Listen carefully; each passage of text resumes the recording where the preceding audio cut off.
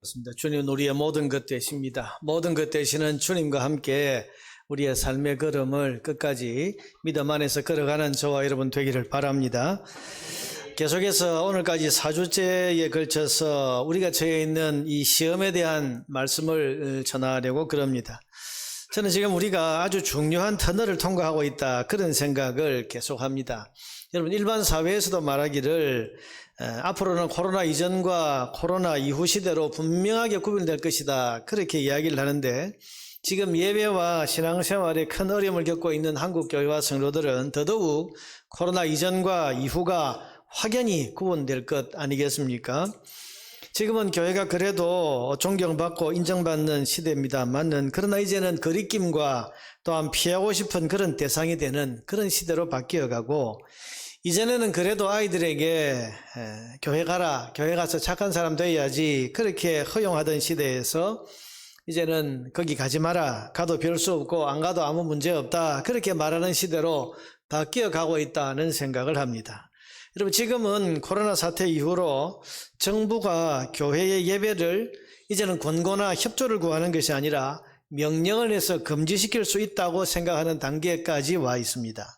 그래서 지금 우리 교계에서는 헌법소원, 그래서 교회가 이 코로나 방역에 협조를 하느냐 안 하느냐는 이 문제와는 별개의 문제로, 정부가 과연 교회에 명령을 할 수 있느냐, 정부가 교회 예배에 대해서 명령을 하는 것이 과연 신앙의 자유를 규정한 헌법에 위배되는 것, 정교분리의 원칙을 어기고 침해하는 것이 아니냐고 하는 그런 헌법 소원이 지금 진행 중에 있습니다.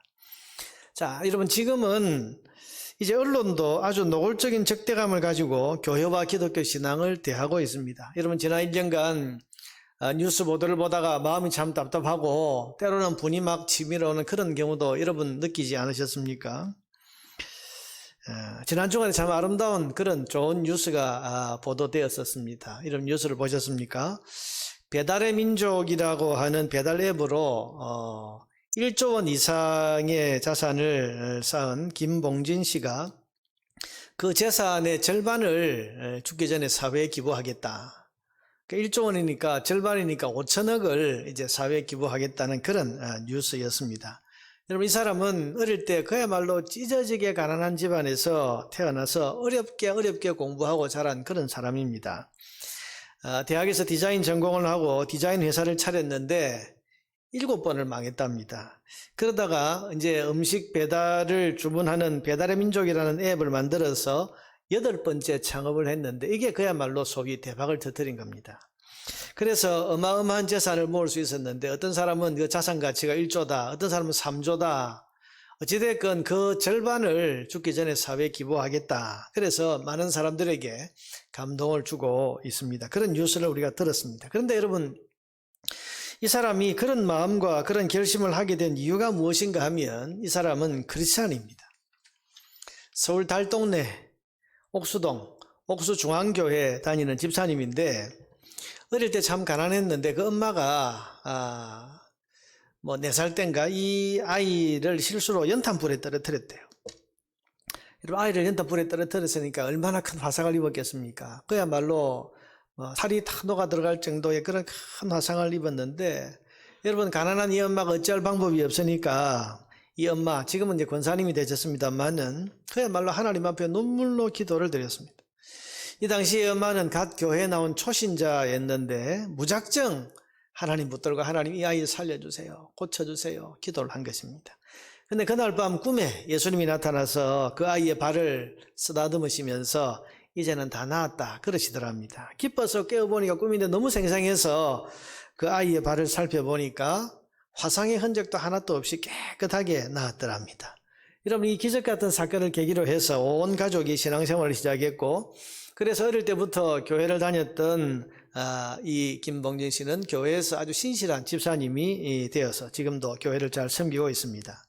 여러분, 이 김 집사님이 이 앱을 만들게 된 계기가 교회에서 하던 사역, 우유 배달 사역 때문이었다고 그럽니다. 그 동네가 여러분 달동네라서 혼자 사는 독거노인들이 굉장히 많은데, 그 호용환이라고 하는 그 담임 목사님이 이제 그 교회에 부임해서 지내다 보니까 이 독거노인이 많은 이 동네, 가난한 달동네에 혼자 사시는 노인들을 한 번도 돌보는 사람이 없고, 그래서 혼자 쓰러져서 혼자 죽어가는 소위 이 고독사가 심심치 않게 일어나더라는 것입니다. 그래서 이 노인분들을 좀 살피고 돌보고 해야 되겠는데 해서 착안한 것이 우유 배달, 그래서 365 우유 안부 캠페인이라는 사역을 시작했습니다. 지금은 어르신의 안부를 묻는 우유 배달이라는 이름으로 서울시와 같이 하고 있는데요. 이게 처음 시작했던 한 20년 전에는 이 교회가 이제 시작을 한 거죠. 매일 우유 배달을 이제 그 독거노인이 사는 가정에 다 배달을 하고, 이제 그 다음날 가보면 우유가 그대로 우유통에 들어있다. 그럼 이 가정에 뭔가 이 집에 문제가 생긴 거 아닙니까? 그래서 그러면 이제 동사무소 연락을 하고 복지사에 연락을 하고 해가지고 쓰러져 있는 분은 병원으로 옮겨가고, 혼자 그렇게 쓸쓸하게 죽음을 맞이하신 분들은 또 장례를 치러드리고, 뭐 이런 이제 사역을 교회에서 한 것입니다. 이것을 위해서는 가정에 우유를 배달할 수 있는 돈을 이제 누군가가 후원을 해야 되는데, 이 집사님이 선뜻 작정을 하고 나섰다면, 처음에는 이 목사님의 친지 중에 누가 150만 원을 내면서 매달 내가 150만 원을 낼 테니까 좀 해주세요 했는데, 한 3년을 하고는 이제 재정 감당할 능력이 안 돼서 중단했는데, 이 집사님이 제가 하겠습니다. 여러분 7번 개업 예언을 드렸다. 7번 망했다는 이야기죠. 근데 이분이 후원을 하겠다고 하니까 목사님도 아니 사업도 잘 안 되는데 후원을 할 수 있겠어요? 그랬더니 후원을 잘할 수 있도록 목사님 기도해 주세요. 그렇게 부탁을 하더랍니다. 여러분 그렇게 7번 망하고 8번째 창업을 하게 된 이 집사님이 창업을 할 때에 이 안심 우유 배달 캠페인에서 아이디어를 얻어서 집집마다 음식을 배달하는 이 앱을 만들어 보자고 해서 시작한 것이 이 배달의 민족이고, 어르신 안부를 묻는 우유 배달, 이 배달이라는 말을 그대로 따서 배달의 민족이라는 그 이름을 만들고 앱을 창업한 것이, 여러분 이것이 지금의 1조 원 자산의 어마어마한 수입을 올리는 그런 기업이 된 것입니다. 이번에 이분이 인터뷰를 하면서 말하기를, 실패만 하던 내가 이런 큰 성공을 거둔 것은 하나님의 은혜입니다 라고 말했습니다. 그러면서 재산의 절반을 5천억쯤 되는 그 많은 재산을 기부하겠다고 약속을 한 것입니다. 참 여러분 귀하지 않습니까? 올해 44살 된 이 젊은 크리스찬이 이렇게 사는 모습이 아름답지 않습니까? 우리 주변에 이렇게 자기 자리에서 묵묵히 선한 그리스도인의 삶을 사는 사람들이 참 많이 있습니다.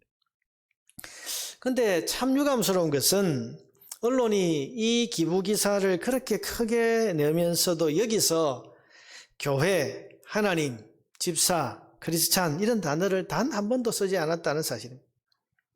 여러분 우리가 최근에 언론 보도를 보고 특별히 정인이 사건 같은 그런 어떤 사건을 보듯이 일반 사건을 다룰 때에도 거기에 무슨 교인이 있고 무슨 교회의 흔적이라도 있으면 온 교회가 잘못하는 것처럼 기독교 전체를 향해서 맹비난을 쏟아내는 그런 언론인데, 여러분 이 언론이 크리스찬들의 선행, 신앙적인 삶에 대한 기사를 내야 할 때는 아예 크리스찬이라는 흔적도 다루지를 않습니다. 심지어는 이 집사님이 인터뷰를 하면서 이것은 하나님의 은혜입니다 라고 말한 것을, 이것은 신의 축복이자 운이 좋아서 그런 겁니다 라는 그런 말로 바꾸어서 보도를 합니다. 여러분 그 어디에도 이 선행과 기부가 그 속에 자리 잡고 있는 예수 신앙 때문인 것을 말하는 흔적을 찾아볼 수가 없습니다. 물론 제가 좀 예민한 것일 수도 있습니다만은 분명한 것은 지금 우리 사회가 교회나 기독교 신앙을 대하는 것이 비판적이고 냉소적이라는 사실입니다.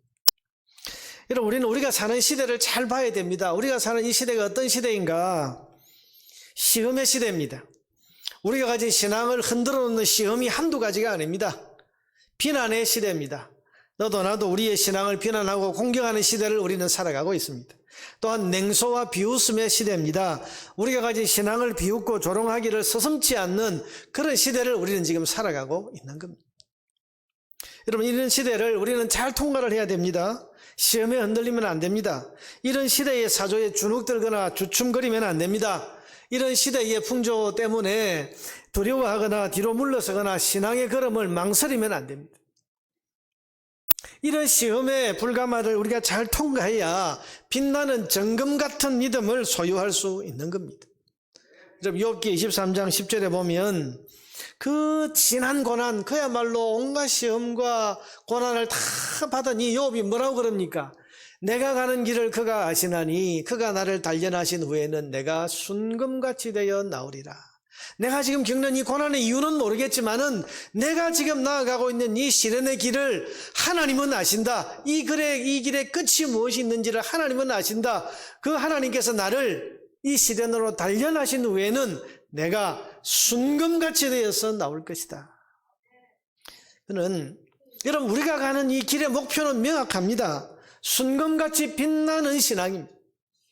단련받고 시련도 통과하고 유혹과 시험도 다 이겨내어서 결국은 천국의 별처럼 빛나는 순금 같은 신앙으로 세워지는 것이 바로 하나님의 목표고 우리의 과제입니다. 이 목표를 위해서 지금 우리는 이 시련의 시대를 이겨나갈 수 있어야 하는 겁니다. 이런 시대를 이겨나가기 위해서는 우리가 꼭 알아야 할 사실들이 있습니다. 오늘 본문을 보면서 함께 생각해 보고자 합니다. 여러분, 이런 시대를 우리가 잘 분별하면서 이런 시대를 잘 이겨나가기 위해서는 꼭 알아야 할 사실이 있습니다. 그 가운데 하나는, 첫째는 하나님이 우리와 함께하고 계시다는 사실입니다. 오늘 읽은 본문은 이스라엘이 광야에서 당한 위기를 기록하고 있습니다. 여러분, 모압의 왕인 발락이라고 하는 왕이 등장하는데, 여러분 본문을 읽다 보면 사실 22장부터 읽어야 되는데요, 여기는 발락 또 발람, 이 두 사람 이름이 나오는데 헷갈릴 수 있습니다만은 이 발락이라고 하는 사람은 모압의 왕입니다. 이스라엘을 아주 미워했습니다. 그래서 저주를 퍼부으려고 했습니다.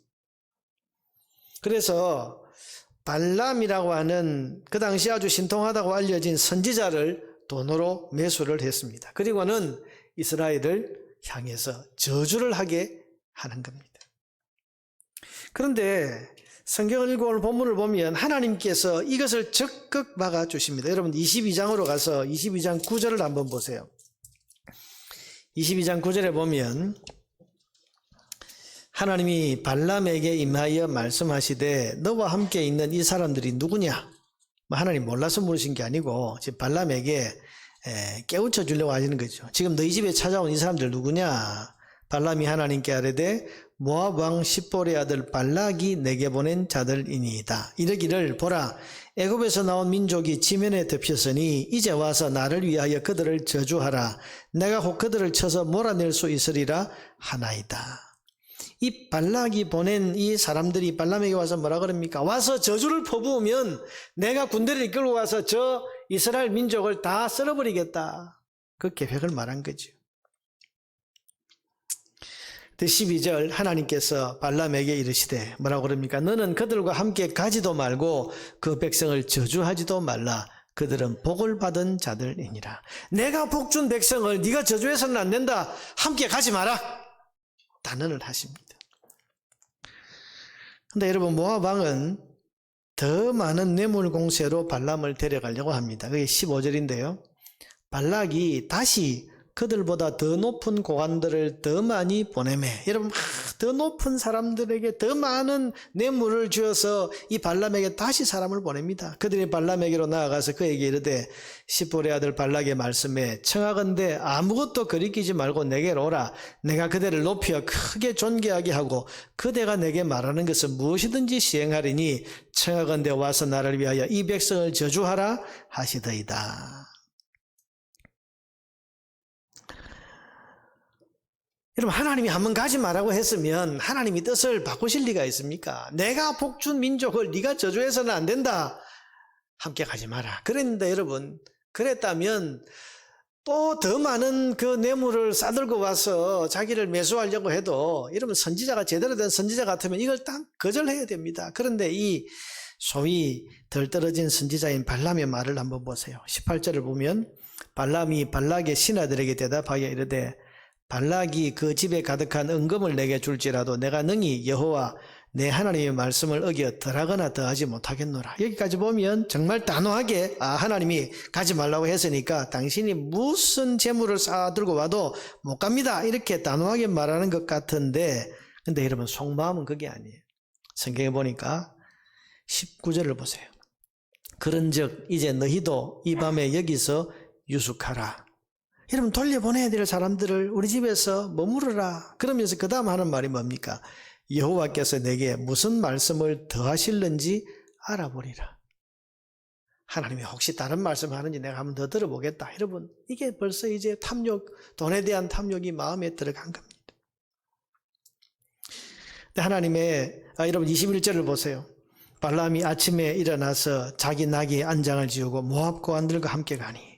여러분, 탐욕이 생긴 이 발람이 이제 발락의 그 신하들과 함께 이스라엘을 저주하러 이제 길을 떠나는 게 나귀를 타고. 그렇지만 22절에 보면 그가 감으로 말미암아 하나님이 진노하심으로, 그가 가는 것으로 말미암아 하나님이 진노하셨다. 사실 여러분 20절에 보면 하나님께서 발람에게 너 그래 뭐 가도 좋다 그렇게 허락하시는 것처럼 나오지만, 사실은 이게 너 이 가고 싶은 이 발람의 마음에 하나님께서 너 갈 테면 한번 가봐라 그랬는데 정말로 지금 가는 거예요. 하나님 가라 했으니 나 갑니다. 그러면서 이스라엘 향해서 가는 이 탐욕의 눈먼 선지자 발람. 근데 하나님께서 그를 막으십니다. 그가 감으로 말미암아 22절 하나님이 진노하심으로 여호와의 사자가 그를 막으려고 길에 서니라. 발람은 자기 나귀를 탔고 그의 두 종은 그와 함께 있더니 나귀가 여호와의 사자가 칼을 빼어 손에 들고 길에 선 것을 보고 길에서 벗어나 밭으로 들어간지라. 발람이 나귀를 길로 돌이키려고 채찍질을 했다. 자, 여러분, 지금 하나님께서 무슨 일을 하고 계시는 겁니까? 지금 발람을 통해서 이스라엘을 저주하려고 하는 발락의 그 모든 시도에 대해서 하나님은 적극적으로 막아내고 계십니다. 자기 백성이 저주를 당하는 그 일을 당하지 않도록 적극 나서서 막고 계시는 장면을 우리는 보고 있습니다. 여러분, 사실은 이 참 부실한 선지자 발람의 저주 따위가 무슨 큰 효력이 있겠습니까만은, 그러나 하나님께서 지금 이 발람의 길을 계속 막으시는 이런 장면을 통해서 보여주고자 하시는 것은, 하나님은 자기 백성이 어떤 위기라도 그 위기를 당할 때에 손 놓고 계신 게 아니라 적극 개입하셔서 막으시고 보호하시고 지키신다고 하는 사실을 보여주기 위해서 하나님께서 지금 이걸 막으시는 거예요.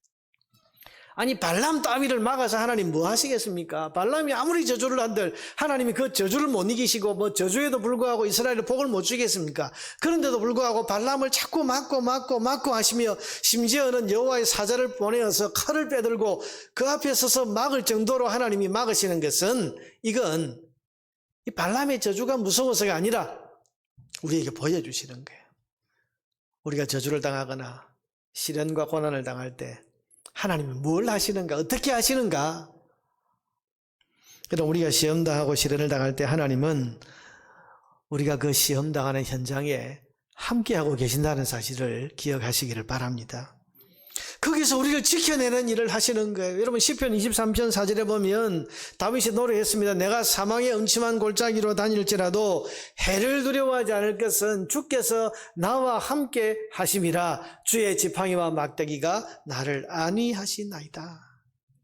여러분, 사망의 음침한 골짜기로 들어간 양을 보고서 그 목자가 야, 너 왜 그 사망의 음침한 골짜기로 들어갔냐? 거기서 어떻게 해서든지 빠져나와. 여러분, 그렇게 명령하는 것이 아니고 이 목자가 친히 그 사망의 음침한 골짜기로 내려와서는 그 손에 막대기와 지팡이를 손에 들고 그 대적과 싸워 주신다. 그래서 건져내신다. 그런 뜻입니다.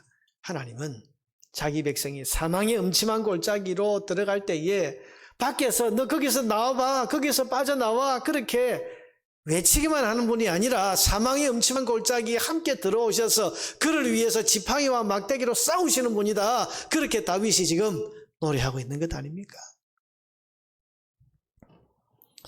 저는 사드락 메삭 아벳느고의 그 풀무불 장면을 참 종종 묵상을 하는데요.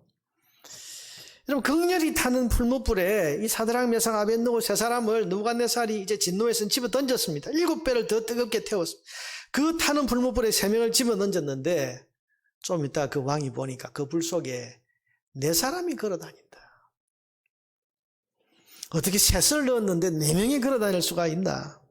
여기에 대해서 성경학자들은 말합니다. 그 한 명이 누군가? 그분은 바로 하나님. 자기 백성을 불 가운데서도 지키시겠다고 약속하신 하나님이 그 불타는 풀무불 속에 함께 들어와서 그들을 보호하고 계시는 장면이다. 그렇게 해석을 합니다. 여러분, 원래 하나님은 보이지 않는 분입니다. 영이시니까 보이지 않는 분, 볼 수 없는 분인데 지금 느부갓네살을 비롯한 이 하나님을 대적하는 무리들에게 보이는 모습으로 지금 나타나시는 이유는 하나님께서 그들에게 지금 말씀하시는 거예요. 봐라, 나는 믿음 지키는 내 백성을 이렇게 지키는 여호와다. 그걸 지금 보여주시는 거예요. 이사야 43장 2절에 보면 하나님께서 이사야를 통해서 이런 약속을 주셨습니다. 네가 물 가운데로 지날 때에 내가 너와 함께 할 것이라. 강을 건널 때에 물이 너를 침몰하지 못할 것이며 내가 불 가운데로 지날 때에 타지도 아니할 것이요 불꽃이 너를 사르지도 못할 것이다. 여러분, 이 이사야의 약속에, 이사야를 통해 주신 약속의 말씀이 이 사드락 메삭 아벳느고의 그 삶의 현장에서 그대로 이루어지는 거죠. 여러분, 시련과 고난을 당할 때 반드시 기억하십시오. 내가 이 고난당하는 이 자리에 하나님이 함께하고 계신다. 그래서 여기서도 나를 주의 지팡이와 막대기로 지키고 돌보고 계신다고 하는 것을 여러분 분명히 기억하고 믿으실 수 있기를 바랍니다.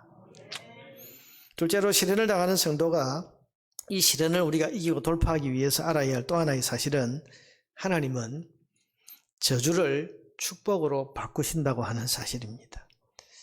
여러분, 오늘 본문에 보면 아까도 말했지만 이 발람은요, 뭔가 부실한 선지자, 덜 떨어진 선지자입니다. 명색이 선지자면서도 눈에 보이는 그 돈에 대한 욕심 때문에 하나님이 가지 마라고 하시는 그 길을 결국은 갑니다. 이스라엘 백성을 저주하고 그로 인해서 자기가 존귀하게 되고 대우받고 돈 받고 이러면 그렇게 해서 재산을 늘리려고. 선지자가, 여러분, 그 마음 가지고 선지자가 무슨 제대로 된 선지자겠습니까? 근데 이 선지자를 하나님께서 혼을 내시죠. 자기가 타고 다니던 나귀, 이 나귀가 가다 보니까 나귀 눈에 여호와의 사자가 칼을 빼들고 앞에 서 있는 게 보이니까 이게 무서워서 옆으로 자꾸 뒷걸음질을 치는데 옆에 담벼락이 있는데 이 담벼락에 가서 자꾸 기대니까 그 위에 타고 있던 이 발람이 자꾸 이제 자기 다리가 나귀와 담벼락 사이에서 자꾸 이렇게 이제 끼니까 얼마나 아프겠어요. 그래서 채찍을 들어서 이 나귀가 왜 이러냐고 3번을 때립니다. 그때 하나님께서 나귀의 입을 여셨다. 나귀가 말을 합니다. 내가 평생 너를 태우고 다녔는데 왜 나를 때리냐? 말을 하더라는 거예요. 여러분, 그래서 31절에 보면요, 22장 31절입니다. 그때 여호와께서 발람의 눈을 밝히시매, 그때 하나님께서 발람의 눈을 열어주셨어요.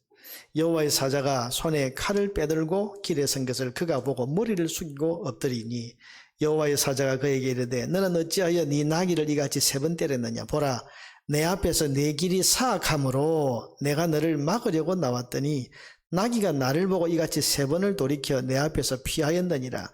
나귀가 만일 돌이켜 나를 피하지 아니하였다면 내가 벌써 너를 죽이고 나귀는 살렸으리라. 너 나귀 때문에 산 줄 알아. 그 말에 발람이 엎드립니다.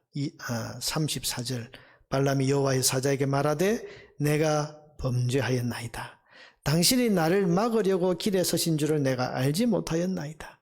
당신이 이를 기뻐하지 아니하시면 나는 돌아가겠나이다.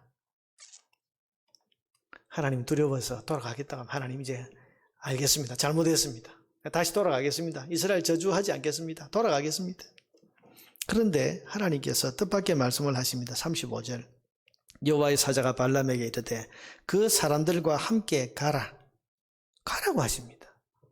그러면 사실은 말씀이 내가 네게 이르는 말만 할지니라. 다른 말 하지 말고 내가 너에게 일러주는 이 말을 가서 이스라엘 백성을 향해서 해라. 결국 발람이 발락의 고관들과 함께 갔다. 가서는 어떻게 합니까? 축복을 합니다. 이것도 3번이나 축복을 하죠. 여러분, 23장 7절에 보면 발람이 예언을 전하여 말하되 첫 번째 축복을 합니다. 이 축복의 내용 여러분 쭉 읽고 마지막 10절에 보니까 야곱의 티끌을 누가 능히 세며 이스라엘 4분의 1을 누가 능히 셀고 나는 의인의 죽음을 죽기 원하며 나의 종말이 그와 같기를 바라노라. 야곱을 티끌처럼 야곱 족속 이스라엘 족속을 수를 하나님께서 번성하게 하실 것이다. 그런 축복을 하는 거죠. 23장 18절 이하에 두 번째 축복이 나옵니다. 발람이 예언하여 이르기를 발락이여 일어나 들을지어다 하면서 뭐라고 축복합니까? 마지막 24절을 한번 보세요. 이 백성이 암사자같이 일어나고 수사자같이 일어나서 움킨 것을 먹으며 죽인 피를 마시기 전에 눕지 아니하며 이 나라가 강성하게 될 것이다. 그러면서 또 이스라엘을 축복합니다. 세 번째 축복 24장 3절 이하에 그가 예언을 전하여 말하되 하면서 부올의 아들 발람이 말하며 눈을 감았던 자가 말하며 하면서 또 축복을 합니다. 7절에 보니까 그 물통에서는 물이 넘치겠고 그 씨는 많은 물가에 있으리로다. 그의 왕이 아각보다 높으니 그의 나라가 흥왕하리로다 하면서 축복을 또 합니다. 자, 여러분, 하나님께서 저주를 하러 가는 이 발람을 다시 돌아가도록 하지 않으시고 그 이스라엘이 있는 곳을 향해서 가라고 하십니다. 왜요? 축복하기 위해서. 이게 뭡니까?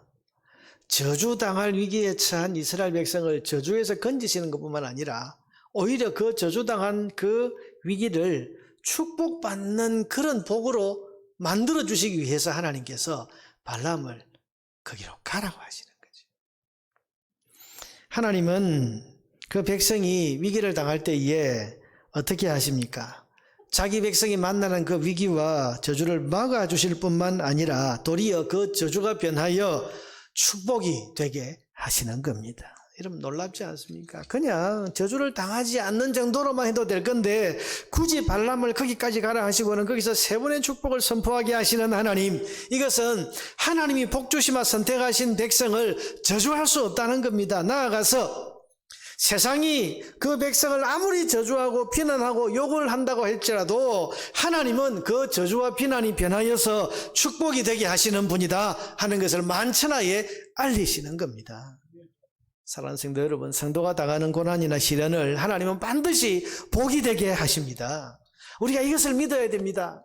여러분, 우리가 고난을 당하고 시련을 당하고 문제를 겪는데 하나님의 마음이 어떤 거냐 하면, 우리를 사랑하시는 하나님은 우리가 그 시련과 고난과 문제가 단지 그것에서 벗어나는 정도가 아니라 그것이 오히려 우리에게 복이 되도록 하나님은 적극적으로 일하신다는 것을 성경은 우리에게 증거하고 있는 겁니다. 다윗이 여러분 시편 119편 71절에서 그래서 이렇게 고백합니다. 고난당한 것이 내게 유익이 되었다. 시련, 죽을 고비 수없이 넘겼던 요셉, 창세기 50장 20절에서 이것을 뭐라고 표현합니까? 하나님은 악을 선으로 바꾸시는 분이시다. 로마서 8장 28절에서는 이것을 또 뭐라고 표현합니까? 하나님은 모든 것을 합력해서 선을 이루시는 분이시다. 자, 여러분 보세요. 고난당한 것이 내게 유익이 되었다. 하나님은 내가 당한 악한 일을 선으로 바꿔 놓으셨다. 하나님은 모든 것을 합력해서 선을 이루신다. 같은 이야기를 하고 있지 않습니까? 시련을 당하는 성도는 이 사실을 분명히 믿어야 됩니다. 하나님 백성에게는 절대 손해보고 망하는 고난이란 것은 없습니다. 우리가 시험 당할 때 하나님은 벌써 그것이 도리어 복이 되는 그런 큰 그림을 그려놓고 계시는 거예요. 그래서 저주도 복이 되게 하시는 겁니다. 여러분, 우리가 시련과 문제와 고난과 아픔을 만날 때 성도는 이런 하나님의 사랑을 믿어야 됩니다. 그래야 이걸 이길 수 있고 돌파할 수 있습니다. 마침내 복이 되게 하실 거다. 이 믿음 가지고 나아갈 때 우리가 시련의 시대를 이겨나갈 수 있습니다. 세 번째로, 시련을 당하는 성도가 시련 중에 기억해야 할 것은 내가 당하는 시련과 고난의 크기보다 나를 사랑하시는 하나님의 사랑과 권능의 크기가 훨씬 더 크다고 하는 사실입니다. 여러분, 하나님 우리를 사랑하십니다. 진짜로 사랑하십니다. 얼마나 사랑하십니까? 그 아들을 우리를 위한 대속의 제물로 내어놓으실 정도로 우리를 사랑하십니다. 그래서 그 아들을 우리를 대신해서 못 박은 십자가가 하나님 사랑의 확증이라고 말하지 않습니까? 로마서 5장 8절에 보니까 그리스도께서 우리를 위하여 죽으심으로, 이 십자가가 뭐라고요? 하나님께서 우리에 대한 자기의 사랑을 확증하신 것이다. 확실하게 하나님 우리에게 가장 분명하게 증거하신 것이 아들을 우리를 위한 제물로 내어주신 것이다. 그러니 우리가 하나님의 사랑을 의심할 수 있겠습니까? 그러면 우리는 이 하나님의 확증된 사랑을 믿어야 됩니다. 이 믿음이 시련의 시대를 이기게 하는 겁니다. 그래서 여러분 로마서 8장 35절에서 39절은 이 믿음을 가지고 이렇게 바울이 노래합니다. 누가 우리를 그리스도의 사랑에서 끊으리요? 환난이나 곤고나 박해나 기근이나 적신이나 위험이나 칼이랴. 기록된 바 우리가 종일 주를 위하여 죽임을 당하게 되고 도살당할 양같이 여김을 받았나이다 함과 같으니라. 이런 고난을 우리가 받는단 말이죠. 그러나 이 모든 일에 우리를 사랑하시는 이로 말미암아 우리가 넉넉히 이기느니라. 내가 확신하노니 사망이나 생명이나 천사들이나 권세자들이나 현재일이나 장래일이나 능력이나 높음이나 깊음이나 다른 어떤 피조물이라도 우리를 우리 주 그리스도 예수 안에 있는 하나님의 사랑에서 끊을 수 없으리라. 아멘. 시련당하는 성도는 이 사실을 분명히 믿어야 됩니다. 여러분, 십자가로 확정된 하나님의 사랑은 이 세상의 어떤 시련이나 고난이나 문제들을 다 덮고도 남을 만큼 크다는 사실을 우리는 기억해야 됩니다. 문제가 아무리 크고 여러분 시련과 고난이 정말 엄청나게 보여도 여러분 그것을 덮어서 우리를 붙들고 우리를 의의 길로 선한 길로 인도해 내시는 하나님의 사랑은 그 시련의 크기와 비교할 수 없을 정도로 크고 엄청나다는 거예요. 그 사랑이 우리를 붙들고 있습니다. 그러니 시련의 시대를 살아간다고 해도 성도는 결코 두려워할 이유가 없는 것입니다. 사랑하는 여러분, 하나님이 여러분을 사랑하시는 것을 믿으시기를 바랍니다. 어떤 시련, 어떤 고난, 어떤 문제 가운데서도 우리를 사랑하시는 하나님의 사랑은 그 시련의 크기보다, 그 고난의 크기보다 크고 높고 변함이 없다는 사실을 믿으실 수 있기를 바랍니다. 오늘 우리는 이런 시련의 시대를 살아가고 있습니다. 이 시련은 우리를 순금같이 단련하기 위한 목적이 있는 시련입니다. 이 시련을 이기고 승리하는 사람은 반드시 순금같이 빛나는 믿음을 가질 수 있을 것입니다. 이것을 위해서 여러분 이 믿음을 가집시다. 하나님이 지금 시련과 시험과 고난의 현장에 있는 나와 함께 계시면서 나를 도우신다. 이거 여러분 절대로 흔들리면 안 돼요. 저주도 축복으로 바꾸어 주시는 하나님의 사랑을 우리는 믿어야 됩니다. 힘들지만 어렵지만 결국은 마침내 하나님 복이 되게 하실 거다. 이 기대와 소망을 우리는 가져야 돼요. 어떤 시련이나 고난도 나를 사랑하시는 하나님의 사랑을 약화시키거나 취소시킬 수 없다는 사실을 우리는 분명히 믿어야 됩니다. 그래서 이미 십자가로 확정된 이 큰 하나님의 사랑을 믿는 믿음으로써 시련의 시대를 이겨나가는 그런 주님의 백성들이 다 될 수 있기를 주의 이름으로 축원합니다.